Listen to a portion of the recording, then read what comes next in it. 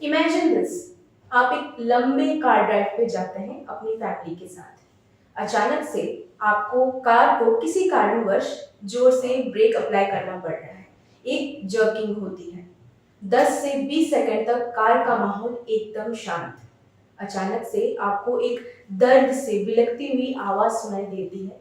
आप नजरें उस तरफ घुमा के देखते हैं तो पता चलता है कि आपकी माँ की वो आवाज है। आप इमीडिएटली हॉस्पिटल को रश करते हैं and after that, after doing some research and doing some reports, आपको पता चलता है कि आपकी मम्मी की जो स्पाइन की हड्डी है, एक हिस्सा वो टूट गया है एंड डॉक्टर इमीडिएटली बोलते हैं उस चीज को ऑपरेट करने को।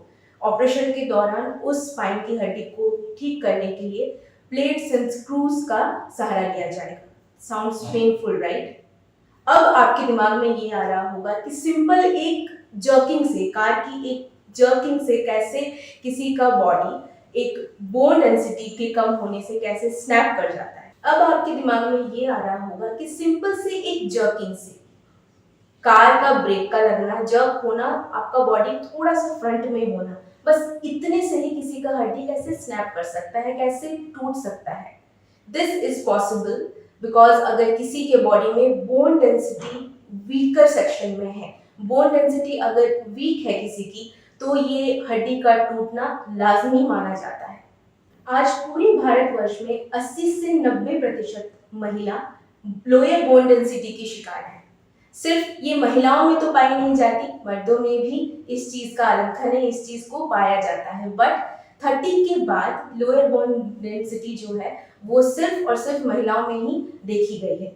और इस चीज का, इस पूरे एक्सीडेंट से क्या बचा जा सकता था? डेफिनेटली इस पूरे एक्सीडेंट से बचा जा सकता था इफ यंगर टाइम से, यंगर वर्जन से अगर न्यूट्रिशनल एजुकेशन की प्राप्ति होती तो। अब फिर से आपके दिमाग में ये आ रहा होगा कि न्यूट्रिशनल एजुकेशन, इसमें न्यूट्रिशनल एजुकेशन की क्या आवश्यकता? हमें पता है कि कैल्शियम खाने से बोन डेंसिटी का थिकनेस वो इंक्रीज कर जाएगा। हमें न्यूट्रिशनल एजुकेशन की क्या इसमें स्पेशलिटी है? न्यूट्रिशन एजुकेशन की यहाँ पे पूर्णतः स्पेशलिटी यहाँ पे ये है कि वो आपको पूरा ट्रुथ आपके सामने ला के रखता है। वैसे तो हमें पता है कि कैल्शियम बोन डेंसिटी को इंक्रीज करता है, we all know that, but पूरा ट्रुथ जो कि न्यूट्रिशनल साइंस ही आपको बताता है कि कैल्शियम के खाने के बाद ही आपके बोन डेंसिटी में वो बरकत नहीं आती। कैल्शियम के साथ एक दूसरा विटामिन जुड़ता है, तभी जाके कैल्शियम एब्जॉर्प्शन होता है। Yes, you heard that right. जो कि वो विटामिन का नाम है sunshine vitamin, that is vitamin D. कहने का मतलब ये कि calcium plus vitamin D equals to calcium absorption.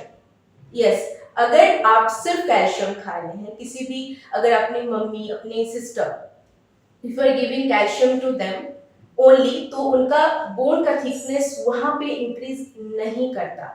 उनके बॉडी पे विटामिन डी का इंक्रीजमेंट ही उतना जरूरी है जितना कैल्शियम का बरकत उनके बॉडी में जरूरी है। So next time if you think of eating only calcium, think again.